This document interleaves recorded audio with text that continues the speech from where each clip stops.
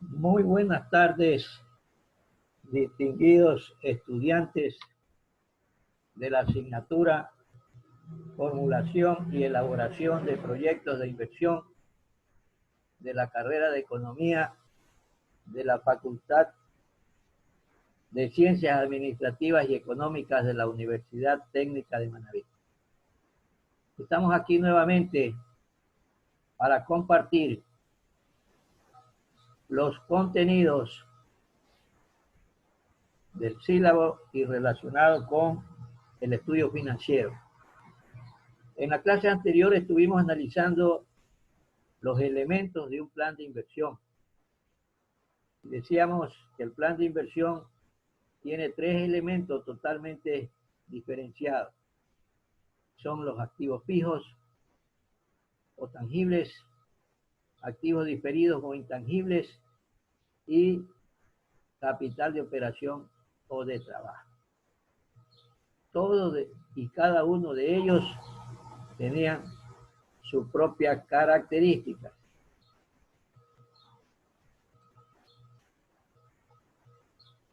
Ahí analizábamos, vamos a recordar algo de lo que habíamos analizado, el caso de las inversiones fijas, cuáles eran los elementos que se tenían ahí, el caso de las inversiones diferidas o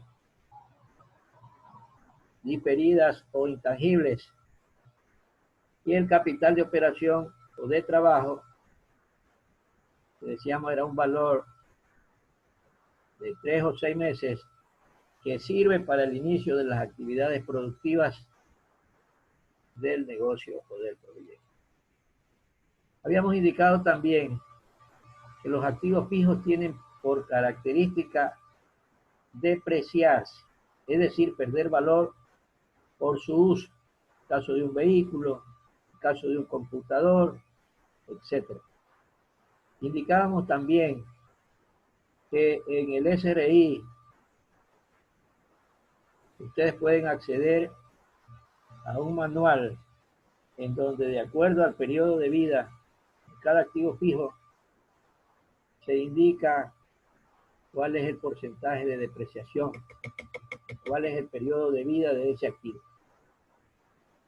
En el caso de las inversiones diferidas, indicamos que están relacionadas con los gastos de organización o de constitución. Y como dijimos anteriormente, el capital de trabajo o de operación, que se relaciona con las primeras inversiones para el proceso productivo. Acuérdense que al inicio no hay venta porque no se ha iniciado el proceso de producción. Entonces, todos esos tres elementos sumamos y aumentamos el 5% de ese valor calculado por imprevistos y tenemos un valor total. De ese valor total, calculamos el 65% para financiarlo con préstamo a alguna entidad financiera y un 35% será el capital aportado por los inversionistas, con capital social. Si los inversionistas tienen muchos ingresos económicos, pueden tranquilamente incrementar este capital aportado por los inversionistas y reducir el porcentaje del valor a financiar. Estos porcentajes que están aquí son aquellos que dicen los especialistas en proyectos de inversión, que eso es lo óptimo, que se financie el 65% y que el capital social de los inversionistas, o el capital social que aportan los inversionistas, sea del 35%. Entonces, en función de ello, lógicamente puede iniciar el proceso de buscar las alternativas de financiamiento en las entidades financieras de acuerdo a las tasas de interés vigentes. No nos olvidemos que los recursos económicos son escasos y en estos tiempos las entidades crediticias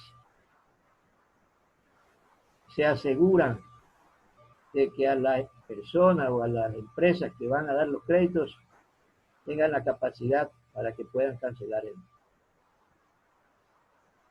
En función de ello, es importante ver en cuál de las entidades financieras conviene más de acuerdo a la tasa de interés vigente en el mercado. Vamos a analizar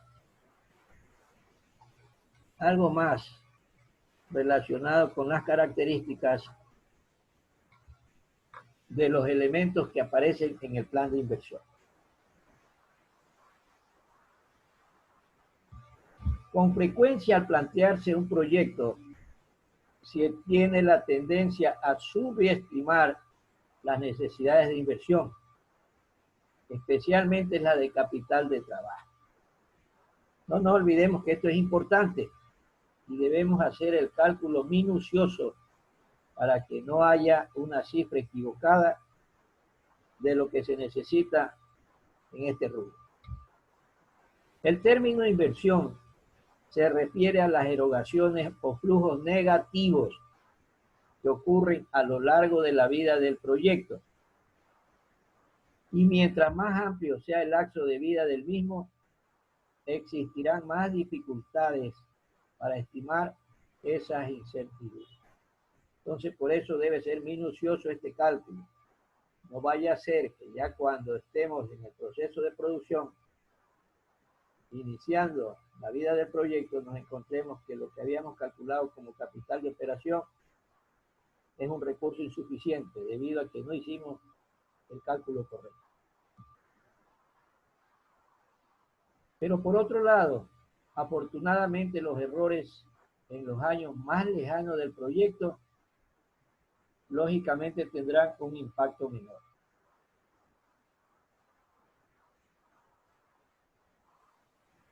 La inversión en activos fijos son inversiones de carácter permanente y que contablemente se denominan activos fijos. Pueden incluir los siguientes elementos.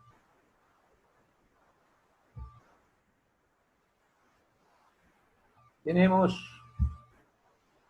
bienes raíces, lo relacionado a terrenos y edificaciones, instalaciones y adecuaciones, compra de maquinarias y equipos, repuestos y reparaciones mayores, adquisición de vehículos,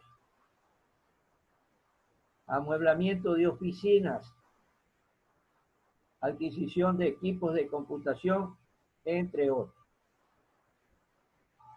Aquí están los principales elementos en los que se invierte en activos fijos.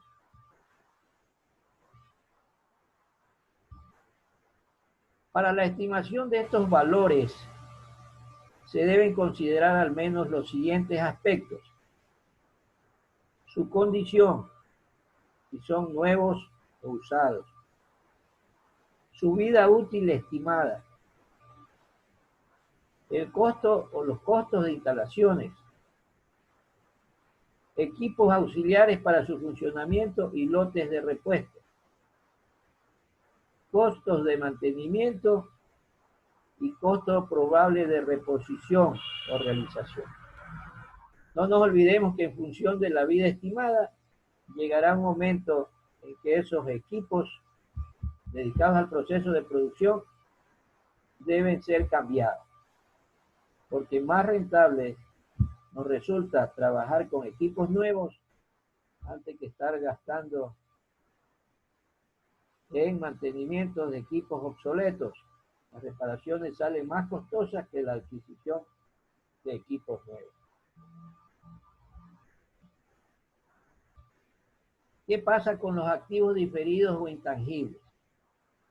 En ciertos proyectos se presentan necesidades de desembolsos para la adquisición de activos diferidos o intangibles.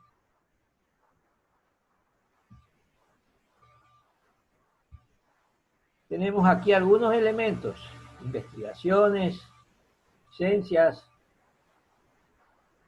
patentes o marcas, alquiler de marca, que es el caso de las franquicias, asistencias técnicas, adquisición de software, entre otros.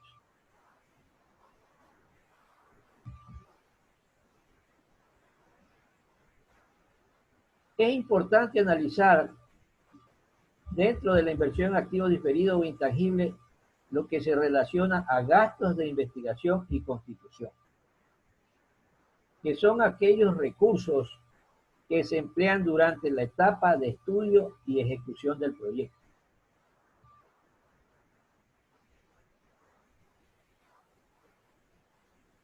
Aquí tenemos investigaciones de mercado, investigaciones de tipo económicas y técnicas. Verá que la primera es muy importante. Una investigación de mercado es la que permite determinar el real nivel de la demanda potencial que al momento se presenta para el producto que vamos a colocar en el mercado. Y no debemos ser necios.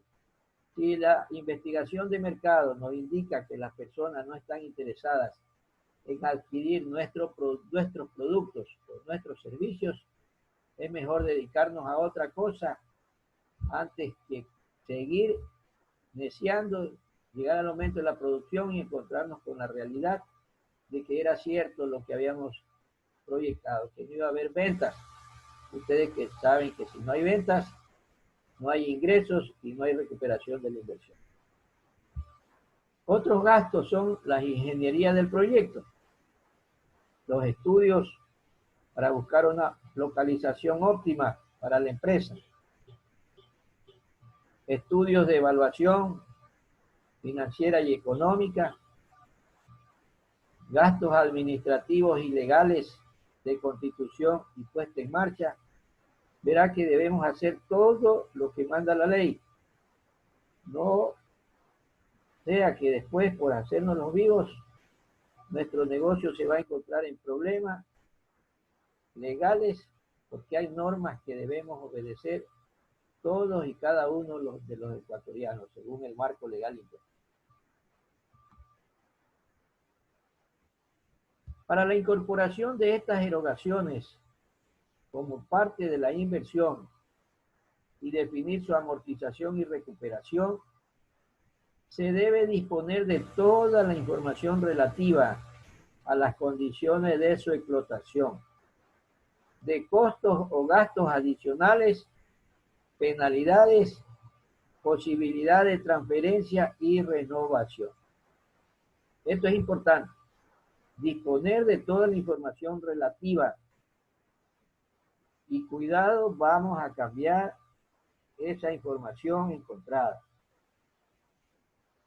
Esa información debemos utilizarla, verá que es una herramienta que nos va a permitir disponer de ellas para el mejoramiento de nuestro negocio. ¿Qué pasa con la inversión en capital de trabajo? En gran parte de los proyectos se empieza por los desembolsos de capital, ya que se tienen que realizar al inicio de la vida del proyecto. Hemos indicado que si no hay el recurso económico, no hay inversión. Si no hay inversión, no hay proyecto.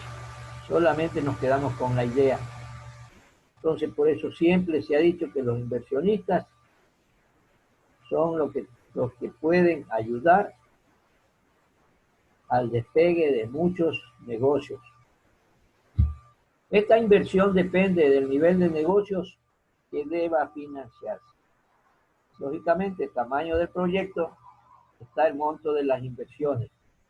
Y lógicamente eso también va acompañado de la duración del proyecto. Si es una inversión muy grande, no vamos a pretender recuperar esa inversión en 3 años, ni en 5.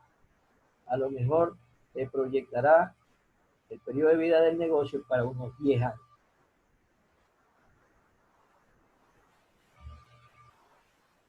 En ocasiones se hacen estimaciones por debajo de verdaderas necesidades del capital de operación y que en definitiva ocasionan que el valor económico que debe invertirse quede subvalorado, incrementando en consecuencia la rentabilidad y retorno del proyecto.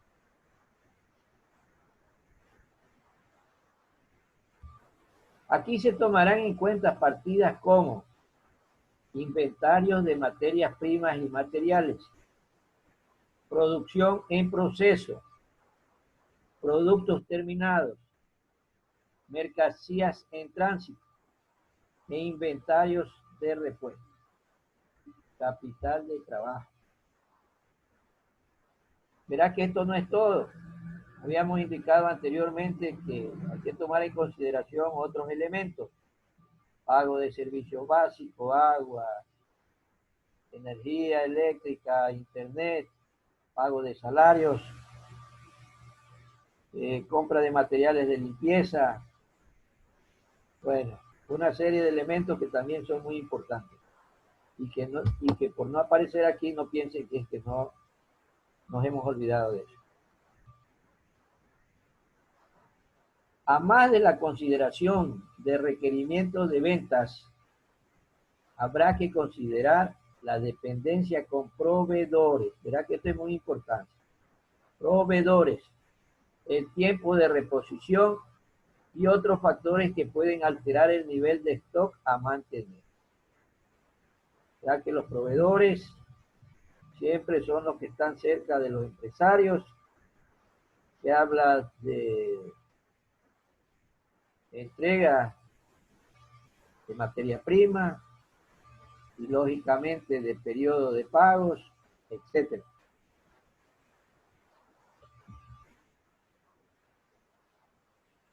Entonces, todos y cada uno de estos elementos que hemos revisado son muy importantes que lo hayamos recordado. Indicábamos que lo que se corresponde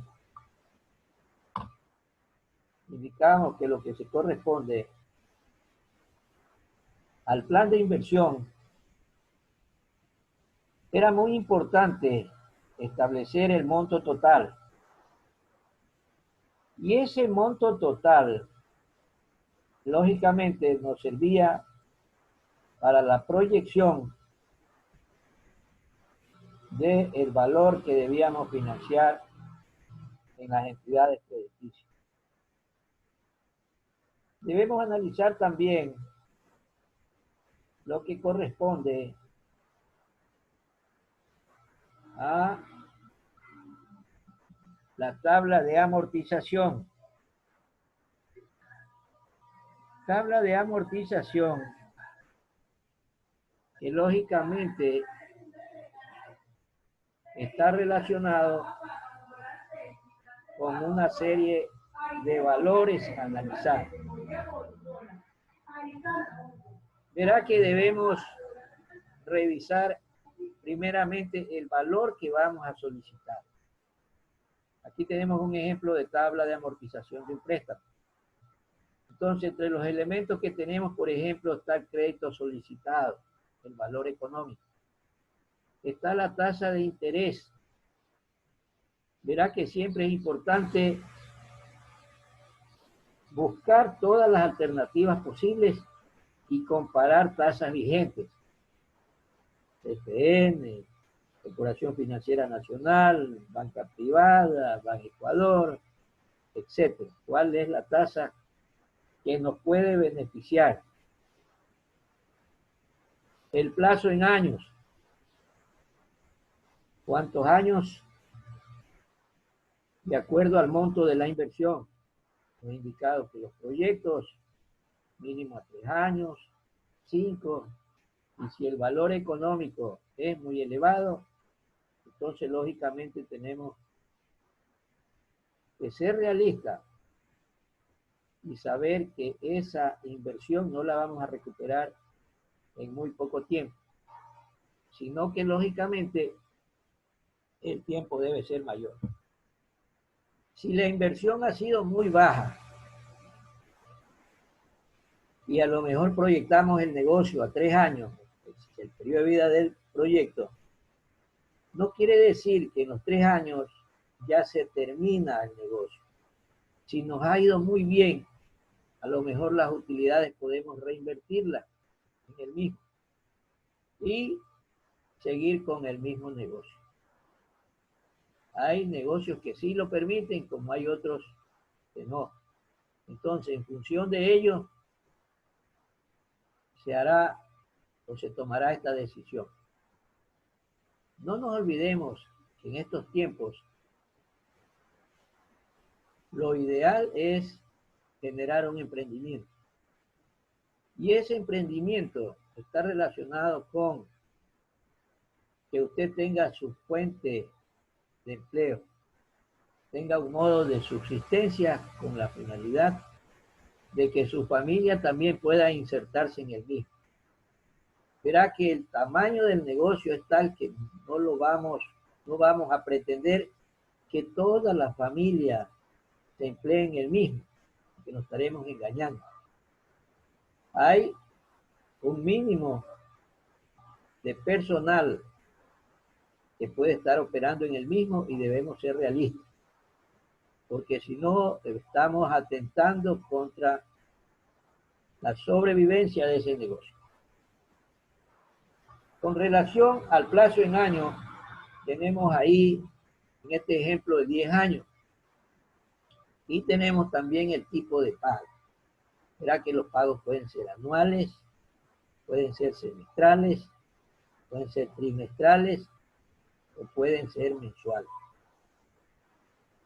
De acuerdo a esos plazos, la tasa de interés hay que darle un tratamiento. Si es anual, la tasa de interés queda la misma. Si es semestral, esa tasa de interés se divide para 2, porque vamos a hacer pagos semestrales y el año tiene 2 semestres. Si es trimestral, tenemos que dividir para 4 la tasa de interés para el cálculo de los intereses. Y si es mensual, lógicamente tenemos que dividirla para 2. Entonces, todos y cada uno de estos elementos deben ser analizados. Hay otra situación. Cuando hablamos de los plazos, de los tipos de pago, pueden haber también periodos de gracia. Y cuando hablamos de periodo de gracia, la tabla que vamos a calcular se caracterizará porque en ese periodo de gracia solamente se va a pagar el interés y no el capital. Hay muchas personas que son renuentes a aceptar los periodos de gracia en una tabla de amortización. Pero no nos olvidemos que cuando los negocios empiezan, hasta que las ventas despeguen y tengan sostenibilidad en el tiempo, pueden pasar muchas situaciones. Entonces, lo importante es que haya liquidez en el negocio. A lo mejor, eso que debemos pagar por capital en algún momento nos puede servir para alguna necesidad financiera de la empresa. Entonces, eso es muy importante que se analice. Vamos a revisar. Aquí tenemos un esquema de una tabla de amortización. Anteriormente vieron que el plazo del cuadro anterior hablaba de 10 años y con pago semestral. Entonces, si estamos hablando de que vamos a proyectar una tabla de amortización a 10 años, pagos semestrales, sabiendo que cada año tiene 2 semestres, entonces nos salen 20 periodos semestrales. Tenemos los periodos, tenemos el valor económico, el interés que se le saca a ese valor económico, un elemento que se llama amortización y la suma del interés calculado más el valor de la amortización que nos va a dar el valor de la cuota a pagar semestralmente.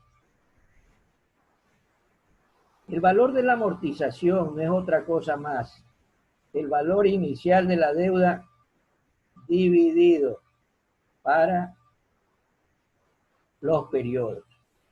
En este caso, ese valor que tenemos aquí lo dividimos para 20 y aquí tenemos un valor fijo que deberá ser sumado al interés, en este caso del primer periodo. Este valor del primer periodo, a este valor del primer periodo se le calcula el interés.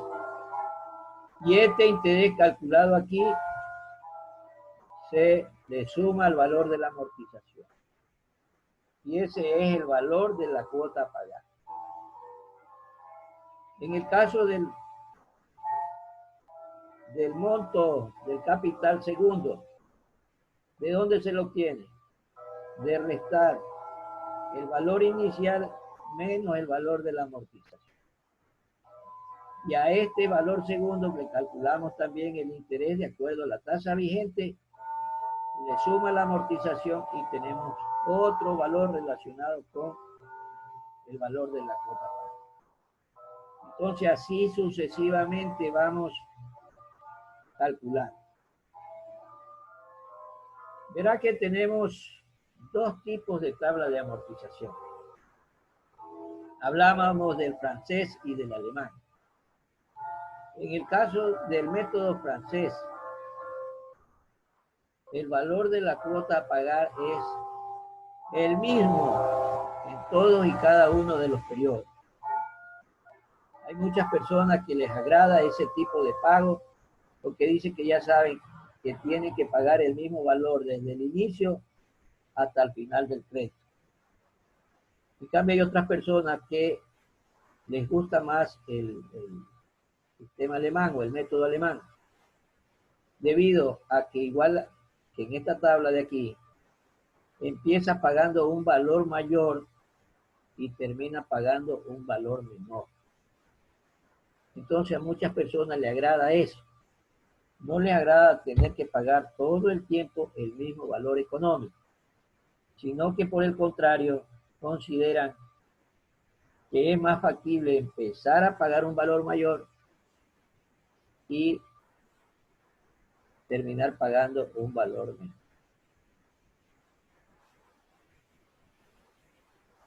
Aquí tenemos un ejemplo. Al final sumamos todos y cada uno de los rubros correspondientes a los intereses y estos valores, estos son los gastos financieros. En el estado de resultado proyectado, la suma de dos periodos corresponde al valor anual por gasto financiero. Esto en el estado de resultado. Porque verá que toda persona que se acerca a una entidad crediticia a solicitar un crédito, sabe que tiene que pagar intereses. Entonces se hace la tabla de amortización con la finalidad de conocer y determinar cuál es el valor real a pagar en intereses. Verá que a usted le prestan un valor económico, pero usted sabe que ese valor económico tiene que pagar los intereses necesarios. Y eso en el estado de resultados se lo coloca como los gastos financieros. Repito, usted suma el 1 y el 2 y tenemos los gastos financieros del primer año en el estado de resultados. Suma el 3 y el 4 y tenemos los gastos financieros del año 2 en el estado de resultados. Suma el 5 y 6 y tenemos los gastos financieros en el estado de resultados para el año 3 y así sucesivamente. Entonces sí se dan cuenta que los valores van decreciendo desde el periodo 1 hasta llegar al último periodo. Entonces todo y cada uno de ellos es consecuencia del cálculo que se realiza. No creo que haya una persona que vaya a hacer un crédito y no consulte cuál es el valor o intereses a pagar al finalizar ese crédito. Esto es lo que corresponde a lo que el día de hoy íbamos a analizar. Es importante dar algunas indicaciones relacionadas con lo del segundo parcial. Las notas tenemos plazos para subirlas al sistema hasta el día miércoles. Y estamos en el proceso de verificar que todas y cada una de ellas sean correctas. Verá que tuvimos muchos inconvenientes con el aula, con el sistema del aula. El ingreso para calificaciones y todavía seguimos teniendo porque en ocasiones se van. Anoche alrededor de las 11 de la noche también se fue. Y lógicamente eso atenta contra la rápida calificación de todas y cada una de las tareas. Otra situación, verás que el medio para subir las tareas o el lugar a donde deben subir las tareas es el aula virtual. No es que me olvidé y se la mando al correo del profesor, porque es en el aula virtual donde queda evidenciado que ustedes han entregado el trabajo. Y ahí queda. Y lógicamente esa evidencia es la que determina que el profesor haya cumplido con lo que toca a él, es calificar y colocar la nota respectiva. En estos días vamos a iniciar con las tareas del segundo parcial. Al igual que en el parcial anterior, se darán las indicaciones necesarias. Verá que nunca anduvimos con plazos cortos. Siempre dimos las condiciones favorables para que el estudiante cumpla a cabalidad con la tarea, dándole el tiempo necesario. Aquí no queremos obstruirle la labor a ningún estudiante. Antes, por el contrario, queremos que el estudiante cumpla, pero dentro de los parámetros que se han indicado. Inicio y fecha de cierre. Espero que sea exitoso este segundo parcial. Y verá que nuevamente reitero mi deseo de que en estos tiempos difíciles y de crisis, ustedes y sus familias estén en óptimo estado de salud. Cuídense y nos seguimos viendo. Pasen bien. Muy buenas tardes. Gracias por su atención.